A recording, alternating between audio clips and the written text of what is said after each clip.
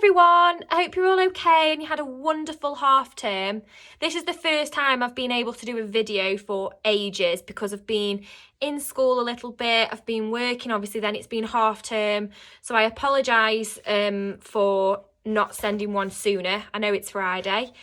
I keep checking over here, by the way, because I've just seen a little spider crawl out from under the chair and it made me jump. This is the second take of this video, so it just made me jump a little bit. So if I keep looking over there, it's just checking that the spider's not crawling underneath my leg. So I'm going to read a bit more of Beetle Boy. We were on page 159. We had just spoken to Uncle Max. Virginia, Bertolt and Darkus had just spoken to Uncle Max about their plan, and they were talking about Lucretia Cutter, and they were discussing what they were going to do when they got to base camp. So from where we left it, it was a Saturday morning and all of the three friends decided to meet up together and they were going to go on their investigation. So I'm going to carry on reading from here. Page 159 if you're reading at home. When Saturday morning arrived, Bertolt and Virginia met outside the Emporium. "You're wearing a bow tie. Do you like it?" Bertolt looked at his chest. "It's a bit smart, isn't it?" "It goes with my tank top." Bertolt looked over his glasses disapprovingly at her clothes. Virginia looked down at her red tracksuit. It was pale and baggy at the knees, a hand-me-down from her sister Serena. She pushed Bertolt towards the Emporium doorway. "Come on, hurry up and open the door before someone sees us." They let themselves in with the key, creeping through the shop and out the other side to Furniture Forest. Once in the tunnels, they followed the already familiar path to base camp. Its higgledy-piggledy walls glowed and sparkled as thousands of fireflies greeted them by illuminating the dangling chandelier crystals that Bertolt had stitched to the tarpaulin ceiling. Virginia lifted the oil lamp down from the shelves, placing it on the table and lighting the wick. Bertolt settled down at his workbench, an ironing board propped up on crates, and Virginia sat down on the sofa with Darkus's book on beetles. "This book is really interesting," she said. "But do you think Darkus has read all of it?" "I don't know. Why?" Bertolt was working on a new booby trap. The grandfather clock's pendulum was to be installed in the tunnel beyond the fold-away table, and rigged to swing down and clobber anyone following the person who'd triggered it. "Well, there's a bit here." Virginia paused. "What?"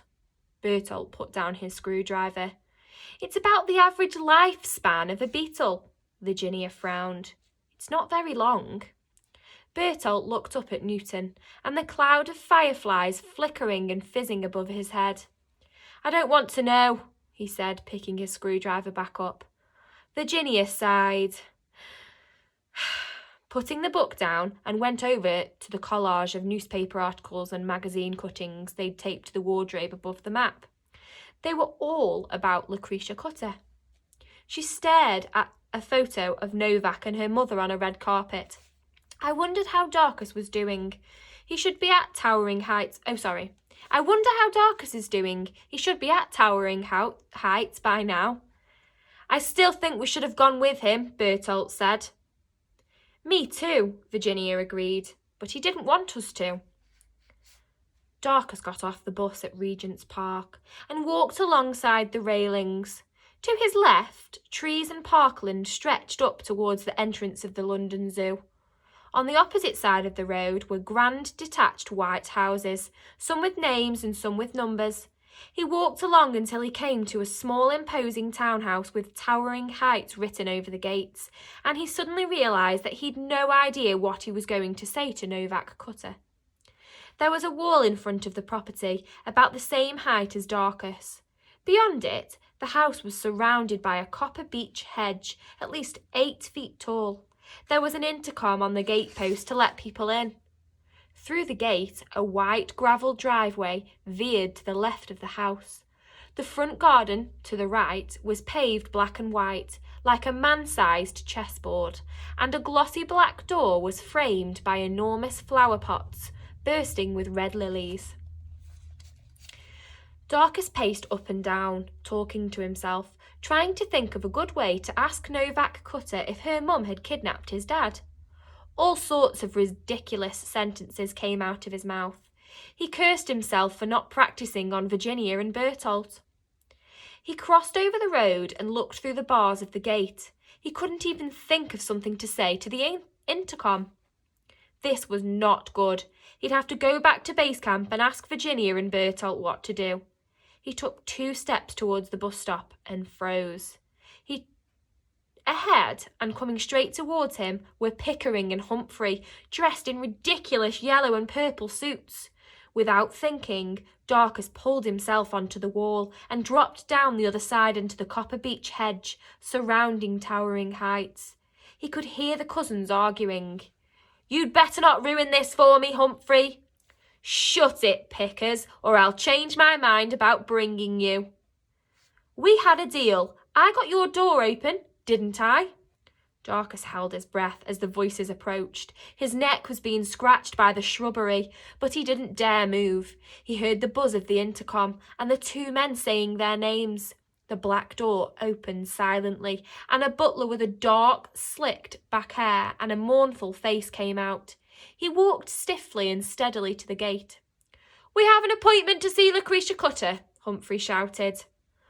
"Monsieur Gamble and Monsieur Risk?"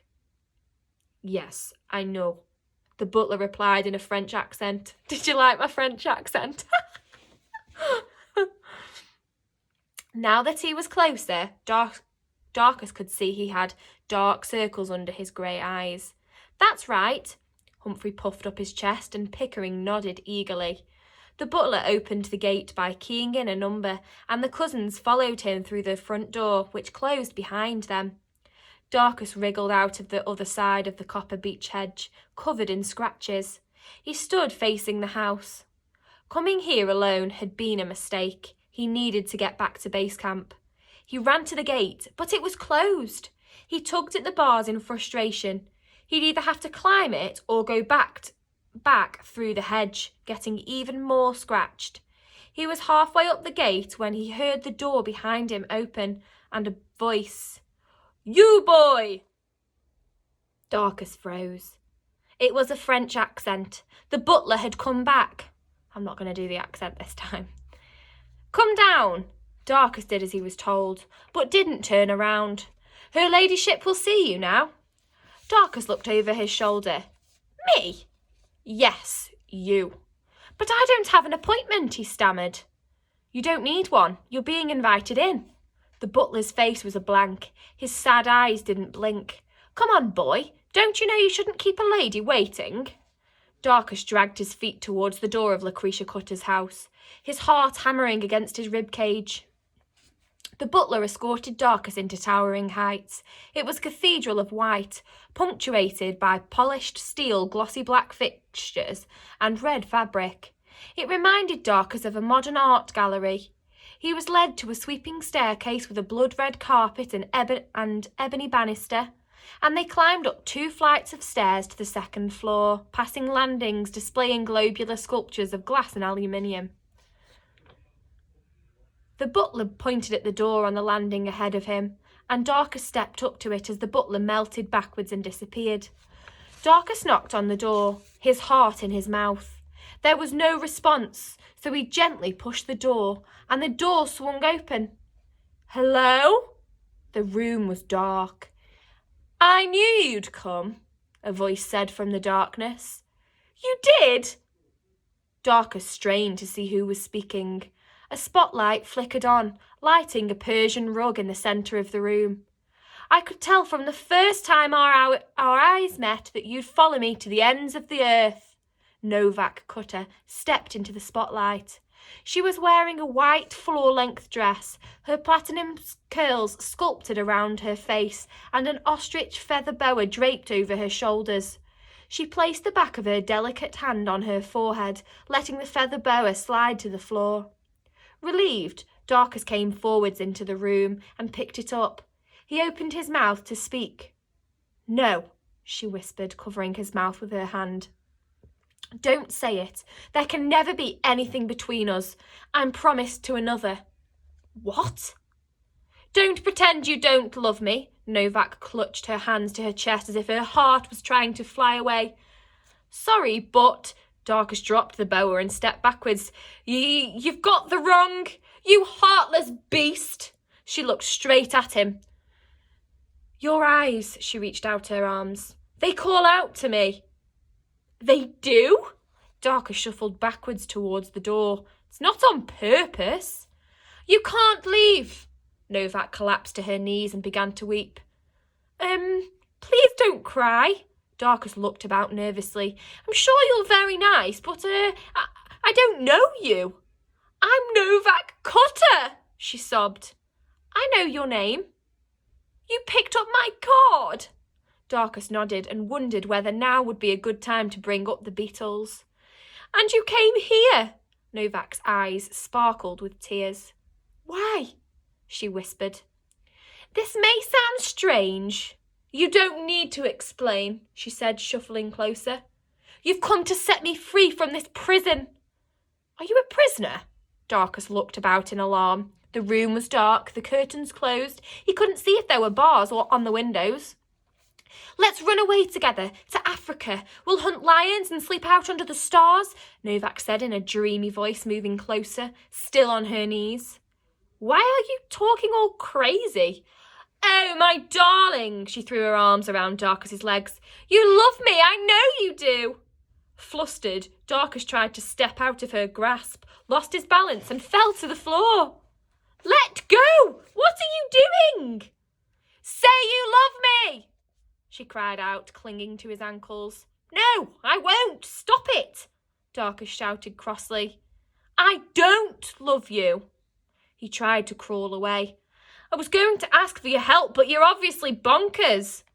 There's no need to be rude, Novak said sharply, letting go of him. She got up and brushed herself off. You could have at least had the decency to pretend you loved me. But I don't love you. I heard you the first time. She turned away. There's no need to rub it in. Darkus had never been so confused.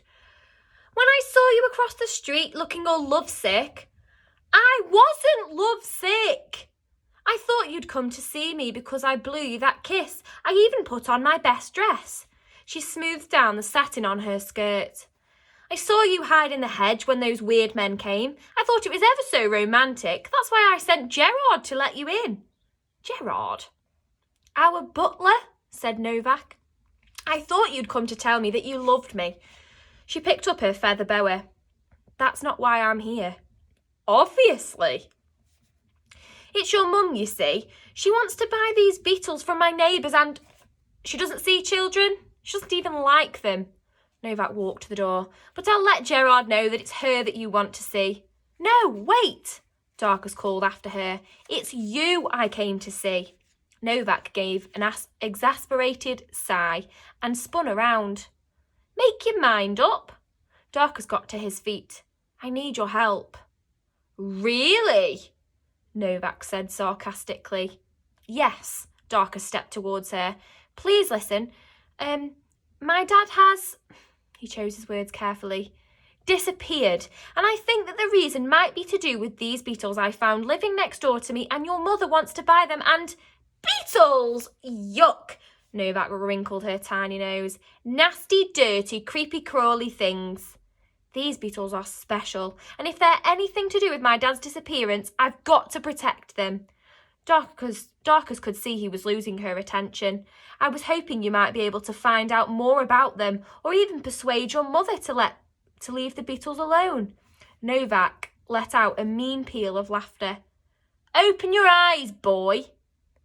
I have a name. What is it? Darkus. Well then, Darkus. Novak sashayed over to the light switch. Look around you. The walls previously hidden in the shadow were suddenly brightly illuminated. We'll stop there for today. Thank you very much for watching the video and listening to the story. We got up to page 170 and I will carry on with it next week at some point. We've got only that much left now. We're further than halfway. See you soon. Bye.